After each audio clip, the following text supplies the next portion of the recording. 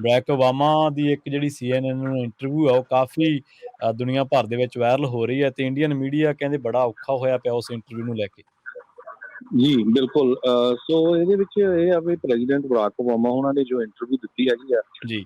ਉਹਦੇ ਵਿੱਚ ਉਹਨਾਂ ਨੇ ਪੂਰਾ ਐਕਸਪੋਜ਼ ਕੀਤਾ ਮੋਦੀ ਦੀ ਸਰਕਾਰ ਨੂੰ ਕਿ ਕਿਸ ਤਰ੍ਹਾਂ ਜੋ ਮਿਨੋਰਿਟੀਜ਼ ਆ, ਖਾਸ ਕਰਕੇ ਮੁਸਲਮਾਨ ਆ, ਉਹਨਾਂ ਨਾਲ ਧੱਕਾ ਹੋ ਰਿਹਾ। ਸੋ ਉਹਨਾਂ ਨੇ ਇਹ ਵੀ ਕਿਹਾ ਵੀ ਅਮਰੀਕਾ ਨੂੰ ਇਹ ਸਾਰੇ ਜਿਹੜੇ ਹਿਊਮਨ ਰਾਈਟਸ ਵਾਇਲੇਸ਼ਨ ਹੋ ਰਹੀਆਂ, 250 ਤੋਂ ਵੱਧ ਇੱਦਾਂ ਦੇ ਲੋਕ ਆ ਜਿਹੜੇ ਜਰਨਲਿਸਟ ਆ, ਅਕੈਡਮਿਸ਼ੀਅਨ ਆ, ਜਿਨ੍ਹਾਂ ਦਾ ਕੋਈ ਵਾਇਲੈਂਸ ਨਾਲ ਕੋਈ ਲੈਣਾ ਦੇਣਾ ਨਹੀਂ, ਉਹਨਾਂ ਨੂੰ ਵੀ ਅੰਦਰ ਜੇਲ੍ਹਾਂ ਦੇ ਵਿੱਚ ਕੀਤਾ ਹੋਇਆ ਹੈਗਾ ਆ। ਤੇ ਉਸ ਨੂੰ ਦੇਖ ਕੇ ਉਹਨੇ ਕਿਹਾ ਵੀ ਇਹ ਰੈਕਡ ਦੇਖਣਾ ਚਾਹੀਦਾ ਇਹਨਾਂ ਦਾ ਸਾਰਾ।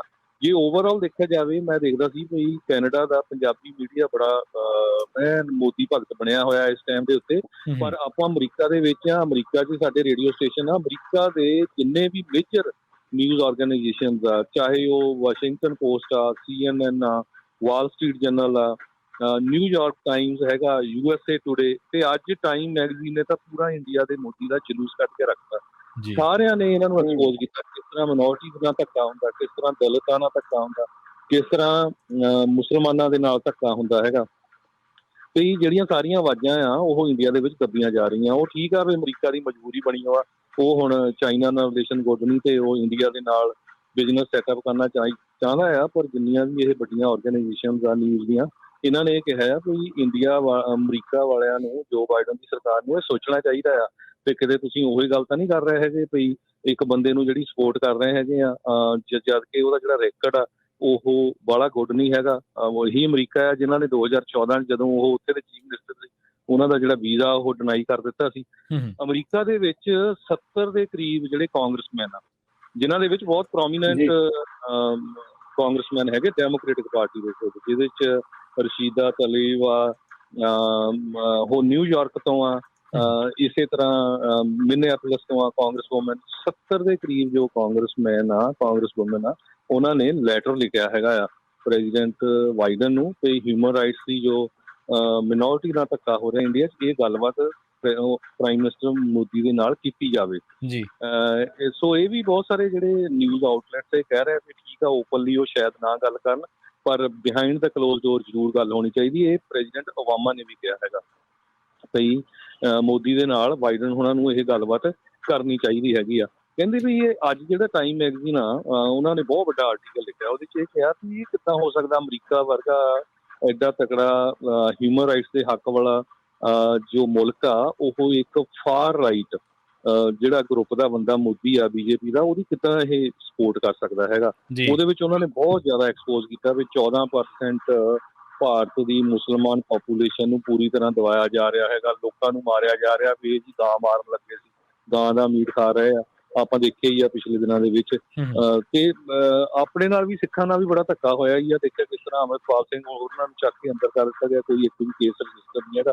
ਸੋ ਓਵਰਆਲ ਜੇ ਦੇਖਿਆ ਜਾਵੇ ਅਮਰੀਕਾ ਦੇ ਵਿੱਚ ਜਿੰਨਾ ਵੀ ਮੇਨ ਸਟ੍ਰੀਮ ਦਾ ਮੀਡੀਆ ਹੈਗਾ, ਉਹਨਾਂ ਸਾਰਿਆਂ ਨੇ ਪੂਰਾ ਜਲੂਸ ਕੱਢਿਆ ਹੈਗਾ ਮੋਦੀ ਦਾ। ਹਾਲਾਂਕਿ ਜਦੋਂ ਮੋਦੀ ਸਾਹਿਬ ਆਏ ਆ ਤੇ ਇਹਨਾਂ ਨੂੰ ਲੈਣ ਵਾਲਾ ਕੋਈ ਵੀ ਹਾਈ ਲੈਵਲ ਦਾ ਆਫੀਸ਼ੀਅਲ ਨਹੀਂ ਉੱਥੇ ਪਹੁੰਚਿਆ ਹੈਗਾ, ਹੁੰਦਾ ਹੀ ਆ ਜਦੋਂ ਉਹ ਉਤਰੇ ਆ ਨਿਊਯਾਰਕ ਦੇ ਵਿੱਚ। ਸੋ ਇਹ ਵੀ ਬਹੁਤ ਜ਼ਿਆਦਾ ਕਈ ਆਰਗੇਨਾਈਜੇਸ਼ਨ ਵਿਰੋਧ ਕਰ ਰਹੀਆਂ, ਇਹ ਕੀ ਮਤਲਬ UNO ਦੇ ਵਿੱਚ ਜਾ ਕੇ ਤੁਸੀਂ ਯੋਗਾ ਕਰਾਓ, ਇਹਦਾ ਯੋਗਾ ਦਾ ਕੀ ਲੈਣਾ ਦੇਣਾ ਹੈਗਾ ਹਨਾ। ਪਰ ਜੇ ਸਾਰੇ ਕਾਸੇ ਦੇਖਿਆ ਜਾਵੇ, ਇੰਡੀਆ ਵਾਲਿਆਂ ਨੂੰ ਇੱਕ ਚੀਜ਼ ਗੁੱਡ ਮਿਲੀ ਆ। ਦੇਖੋ ਮੋਦੀ, ਬਹੁਤ ਸਾਰੇ ਲੋਕ ਕਹਿੰਦੇ ਆ ਵੀ ਦੇਖੋ ਜੀ ਕੀ ਜੇ ਰਾਜ ਹੋ ਜਾਊਗਾ ਤੁਹਾਡਾ ਸਿੱਖਾਂ ਦਾ ਜਾਂ ਹੋਰ ਮਿਨੋਰਿਟੀ ਦਾ ਕਿਸੇ ਦਾ, ਤੁਸੀਂ ਕੀ ਕਰ ਲਓਗੇ। ਅਗਲੇ ਨੇ H1 ਵੀਜ਼ੇ ਦੇ ਉੱਤੇ ਛੋਟ ਜ਼ਰੂਰ ਲੈ ਲਈ ਆ। ਬਹੁਤ ਛੇਤੀ 1-2 ਦਿਨਾਂ ਦੇ ਵਿੱਚ ਪ੍ਰੈਜ਼ੀਡੈਂਟ ਬਾਈਡਨ ਹੁਣ ਸਟੇਟਮੈਂਟ ਜਾਰੀ ਕਰਨ ਜਾ ਰਹੇ ਆ ਕਿ ਜਿਹੜੇ H1 ਵੀਜ਼ੇ ਤੇ ਲੋਕ ਆ, ਜਦੋਂ ਉਹਨਾਂ ਦਾ 3 ਸਾਲ ਦਾ ਸਮਾਂ ਖਤਮ ਹੋ ਜਾਂਦਾ, ਸਮਾਪਤ ਹੋ ਜਾਂਦਾ, ਉਹਨਾਂ ਨੂੰ ਸਟੈਂਪ ਲਾਉਣ ਦੇ ਲਈ ਇੰਡੀਆ ਜਾਣਾ ਪੈਂਦਾ ਹੈਗਾ ਵਾਪਸ। ਉਹ ਹੁਣ ਸ਼ਾਇਦ ਨਾ ਜਾਣਾ ਪਵੇ। ਉਹ ਇੱਕ ਟਰਾਇਲ ਵੇਸ ਸ਼ੁਰੂ ਕਰਨ ਜਾ ਰਿਹਾ ਬਹੁਤ ਜਲਦੀ। ਇਹ ਬਾਈਡਨ ਸਰਕਾਰ ਵੱਲੋਂ ਇੱਕ ਇਨਫੋਰਮੇਸ਼ਨ ਆਈ ਆ, ਉਹ ਅਨਾਊਂਸ ਵੀ ਕਰਨ ਜਾ ਰਿਹਾ ਵੀ ਉਹਨਾਂ ਦਾ ਜੋ ਰਿਨਿਊਅਲ ਵੀਜ਼ਾ ਆ ਉਹ ਉਹਨਾਂ ਨੂੰ ਭਾਰਤ ਨਹੀਂ ਜਾਣਾ ਪਊਗਾ, ਉਹ ਇੱਥੇ ਹੀ ਕਰਾ ਸਕਣਗੇ। ਤੇ ਬਹੁਤ ਸਾਰੇ ਪੰਜਾਬੀ ਵੀ ਤੁਸੀਂ ਦੇਖੇ ਹੀ ਆ, ਆਪਾਂ ਚਲੋ ਨਾਂ ਤਾਂ ਕੀ ਲੈਣੇ ਆ ਹਨਾ, ਜੋ ਮੋਦੀ ਨੂੰ ਰਿਸੀਵ ਕਰਨ ਲਈ ਅੱਗੇ ਹੋਏ ਸੀ। ਇੱਕ ਬੰਦਾ ਕਹਿ ਰਿਹਾ ਵੀ ਅਸੀਂ ਟੈਰਰਿਜ਼ਮ ਦੇ ਅਗੇਂਸਟ ਆ। ਕਿਹੜਾ ਟੈਰਰਿਜ਼ਮ ਸਿੱਖਾਂ ਨੇ ਉੱਥੇ ਫੈਲਾਇਆ ਆ? ਤੁਸੀਂ ਸ਼ਰਮ ਕਰੋ ਥੋੜੀ ਬਹੁਤੀ, ਤੁਸੀਂ ਫੱਟਾ ਫੜ ਕੇ ਖੜੇ ਆ ਹਨਾ। ਟੈਰਰਿਜ਼ਮ ਤਾਂ ਸਿੱਖਾਂ ਦੇ ਉੱਤੇ ਹੋ ਰਿਹਾ, ਦਲਿਤਾਂ ਦੇ ਹੋ ਰਿਹਾ, ਮੁਸਲਮਾਨਾਂ ਦੇ ਹੋ ਰਿਹਾ, ਜੋ ਉੱਥੇ ਹੈਗੇ ਆ ਛੱਤੀਸਗੜ੍ਹ ਦੇ ਵਿੱਚ ਦੇਖ ਰਹੇ ਹਾਂ। ਹੋ ਰਿਹਾ ਹੈਗਾ। ਜੀ ਜੀ। ਸੋ ਇਹ ਜੇ ਸਾਰੇ ਪਾਸੇ ਦੇਖਿਆ ਜਾਵੇ, ਪੰਜਾਬੀ ਘੱਟੋ ਘੱਟ ਇੱਕ ਚੀਜ਼ ਤਾਂ ਮੰਨ ਸਕਦੇ ਸੀ ਕਿ ਅਮਰੀਕਾ 'ਚ ਮੋਦੀ ਆਇਆ ਵੀ ਪ੍ਰੈਜ਼ੀਡੈਂਟ ਬਾਈਡਨ ਨੂੰ ਕਹਿ ਕੇ ਇਹਦਾ ਕਹੋ ਬਈ ਜੋ ਅੰਬੈਸੀ ਸਾਰੀ ਆ ਤੁਸੀਂ ਦਿੱਲੀ ਤੋਂ ਉੱਥੇ ਬੰਬੇ ਮੂਵ ਕਰ ਦਿੱਤੀ ਆ, ਉਹ ਘੱਟੋ ਘੱਟ ਦਿੱਲੀ ਕਰੋ। ਨਾਰਥ ਇੰਡੀਆ ਦੇ ਵਿੱਚ ਇੰਨੀ ਮੈਜੋਰਟੀ 'ਚ ਲੋਕ ਜੋ ਆ ਅਮਰੀਕਾ ਦੇ ਵਿੱਚ ਰਹਿੰਦੇ ਆ, ਤੇ ਘੱਟੋ ਘੱਟ ਇੱਕ ਡਿਮਾਂਡ ਤਾਂ ਕਰ ਸਕਦੇ ਸੀ। ਇਹਦਾ ਇਸ ਡਿਮਾਂਡ ਦਾ ਕੋਈ ਖਾਲਿਸਤਾਨ ਨਾਲ ਲੈਣਾ ਦੇਣਾ ਨਹੀਂ, ਇਸ ਡਿਮਾਂਡ ਦਾ ਕੋਈ ਸਿੱਖੀ ਨਾਲ ਲੈਣਾ ਦੇਣਾ ਨਹੀਂ। ਇਹਦੇ ਤਾਂ ਸਾਰੇ ਹਿੰਦੂ, ਸਿੱਖ, ਮੁਸਲਮਾਨ, ਈਸਾਈ ਸਾਰਿਆਂ ਨੂੰ ਫਾਇਦਾ ਹੋਣਾ ਸੀ।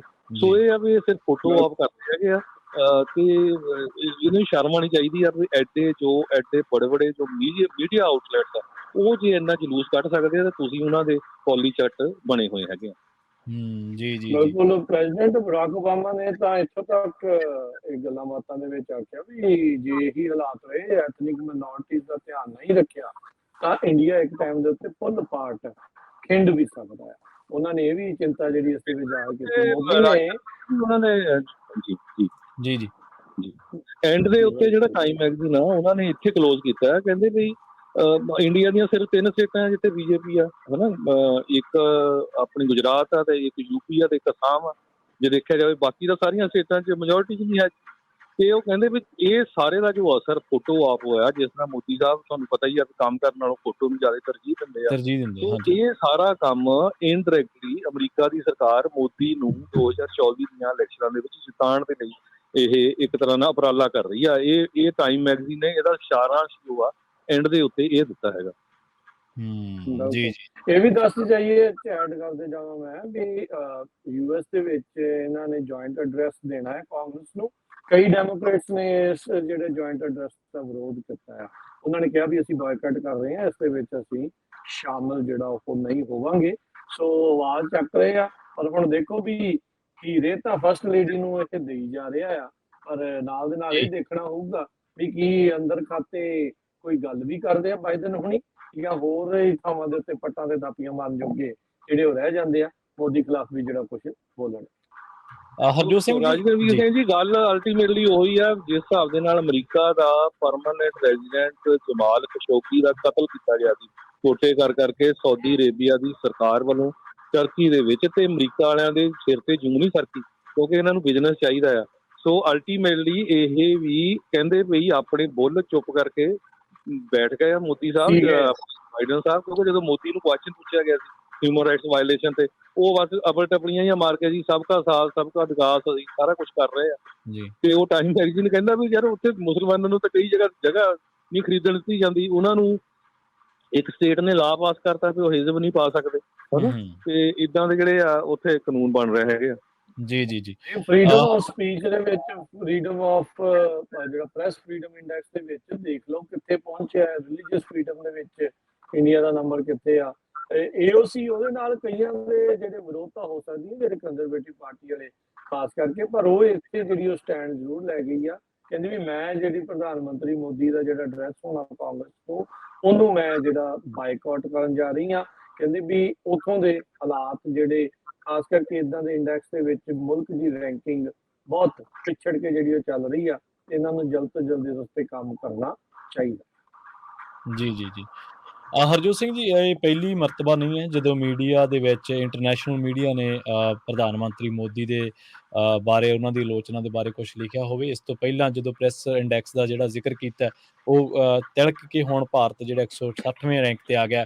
ਇਸੇ ਤਰ੍ਹਾਂ ਦੀ ਗਾਰਡੀਅਨ ਨੇ ਇਸੇ ਸਾਲ ਦੇ ਵਿੱਚ ਫੈਬ ਦੇ ਵਿੱਚ ਇੱਕ ਆਰਟੀਕਲ ਲਿਖਿਆ ਸੀ, ਜਿਹੜਾ ਨਰਿੰਦਰ ਮੋਦੀ ਦੇ ਕਾਰਜਕਾਲ ਦੇ ਵਿੱਚ ਇੰਡੀਆ ਦੇ ਵਿੱਚ ਮੀਡੀਆ ਦਾ ਕੀ ਹਾਲ ਹੋਇਆ। ਟਾਈਮ ਮੈਗਜ਼ੀਨ ਨੇ ਜਿਹੜੇ BBC ਦੀ ਡਾਕੂਮੈਂਟਰੀ ਦੇ ਉੱਤੇ ਜੋ ਚਰਚਾ ਹੋਈ ਸੀ ਉਹਦੇ ਬਾਬਤ ਮੋਦੀ ਨੂੰ ਕੁਐਸਚਨ ਕਰਨਾ ਕਹਿੰਦੇ ਕਿਉਂ ਕੰਟਰੋਵਰਸ਼ੀਅਲ ਆ। ਸੋ ਨਿਊਯਾਰਕ ਟਾਈਮਜ਼ ਨੇ ਇਸ ਤੋਂ ਪਹਿਲਾਂ ਜਿਹੜਾ ਮਈ 2020 ਦੇ ਵਿੱਚ ਇੱਕ ਆਰਟੀਕਲ ਲਿਖਿਆ ਸੀ, ਬੜਾ ਵਾਇਰਲ ਹੋਇਆ ਸੀ, under Modi India's press is not so free anymore. So ਇਸ ਤਰ੍ਹਾਂ ਦੇ ਜਿਹੜੇ ਚਰਚੇ ਨੇ, ਇਸ ਤੋਂ ਪਹਿਲਾਂ ਵੀ ਕੋਵਿਡ ਨੂੰ ਲੈ ਕੇ ਤੁਸੀਂ ਦੇਖੋ Washington post, New York Times, Wall Street general ਨੇ ਕਿਹੋ ਜਿਹੇ ਲੇਖ ਜਿਹੜੇ ਲਿਖੇ ਸੀਗੇ। ਪਰ ਇਹਨਾਂ ਚੀਜ਼ਾਂ ਨੂੰ ਸਾਰਿਆਂ ਨੂੰ ਦਰਕਨਾਰ ਕਰਕੇ ਜਿਹੜਾ ਇੰਡੀਅਨ ਮੀਡੀਆ ਜਾਂ ਇੰਡੀਆ ਮੋਦੀ ਪੱਖੀ ਜਿਹੜੇ ਲੋਕ ਨੇ, ਉਹ ਫਿਰ ਵੀ ਜਿਹੜੇ ਆ ਬੱਲੇ ਬੱਲੇ ਕਰ ਰਹੇ ਨੇ ਇੱਥੇ। ਜੀ ਸੋ ਬਿਲਕੁਲ, ਜਿੰਨੇ ਵੀ ਸਾਡੇ ਸਰੋਤੇ ਆ, ਇਹ ਅਸੀਂ ਸਾਰਿਆਂ ਨੂੰ ਦੱਸਣਾ ਚਾਹੁੰਦੇ ਹਾਂ ਆਪਣੇ ਕੋਲੋਂ ਜਾਂ ਪੰਜਾਬੀ ਰੇਡੀਓ USA ਵੱਲੋਂ ਅਸੀਂ ਕੋਈ ਇੱਦਾਂ ਦੀ ਨਹੀਂ ਗੱਲਬਾਤ ਕਰ ਰਹੇ ਜਿਹੜੀ ਨਹੀਂ ਵਾਪਰੀ। ਜੋ ਅਮਰੀਕਾ ਦੇ ਮੇਜਰ ਨਿਊਜ਼ ਆਊਟਲੈਟ ਦੇ ਚਾਹੇ ਉਹ ਨਿਊਜ਼ਪੇਪਰ ਆ, ਚਾਹੇ ਉਹ ਟੀਵੀ ਸਟੇਸ਼ਨ ਆ, ਚਾਹੇ ਉਹ ਰੇਡੀਓ ਸਟੇਸ਼ਨ ਆ, ਈਵਨ ਜੀ। NPR ਕਰਕੇ ਨੇ ਵੀ ਜਲੂਸ ਕੱਢਿਆ। ਹਾਂਜੀ, ਸੋ ਇਹਨਾਂ ਐਟਲਾਂਟਿਸ ਨਿਊਜ਼ਪੇਪਰ ਨੇ, ਕਲਰ ਸਰਚ ਕਰਿਓ ਜਰਾ, ਫਿਰ ਦੇਖਿਓ ਕਿੰਨੇ ਆਰਟੀਕਲ ਦੇ ਵਿੱਚ ਕਿੱਥੇ ਉਹਨਾਂ ਦਾ ਜਿਹੜਾ ਜਲੂਸ ਕੱਢਿਆ ਗਿਆ। ਉੱਥੇ ਕਹਿੰਦੇ ਵੀ ਮੋਦੀ ਸਾਹਿਬ ਗੱਪ ਮਾਰਦੇ, ਸਾਡਾ ਇਨਫਰਾਸਟ੍ਰਕਚਰ ਬਹੁਤ ਤਕੜਾ ਆ। ਕਹਿੰਦੇ ਹਜੇ ਕੁਛ ਤਾਂ ਦਿਨ ਹੋਏ ਆ, 300 ਬੰਦਾ ਮਰ ਗਿਆ ਰੇਲਵੇ ਦਾ, ਕਿਹੜੇ ਇਨਫਰਾਸਟ੍ਰਕਚਰ ਦੀ ਤੁਸੀਂ ਗੱਲ ਕਰਦੇ ਆ? ਜੀ, ਸੋ ਇਹ ਆਪਾਂ ਤੁਹਾਡੇ ਨਾਲ ਜੋ ਰਿਐਲਿਟੀ ਆ, ਜੋ ਅਮਰੀਕਾ 'ਚ ਅੱਜ ਦੀ ਡੇਟ 'ਚ ਪਿਛਲੇ 2-3 ਦਿਨਾਂ 'ਚ ਵਾਪਰਿਆ ਹੈ, ਉਹ ਤੁਹਾਡੇ ਨਾਲ ਸਾਂਝਾ ਕੀਤਾ ਹੈ। ਜੀ, ਜੀ। ਹਰਜੋਤ ਸਿੰਘ ਜੀ ਬਹੁਤ-ਬਹੁਤ ਧੰਨਵਾਦ ਜੀ, ਇਸ ਅਹਿਮ ਖਬਰ ਤੇ ਹੋਰ ਜਿਹੜੀਆਂ ਜਾਣਕਾਰੀਆਂ ਸਾਂਝੀਆਂ ਕਰਨ ਦੇ ਲਈ। ਧੰਨਵਾਦ ਜੀ।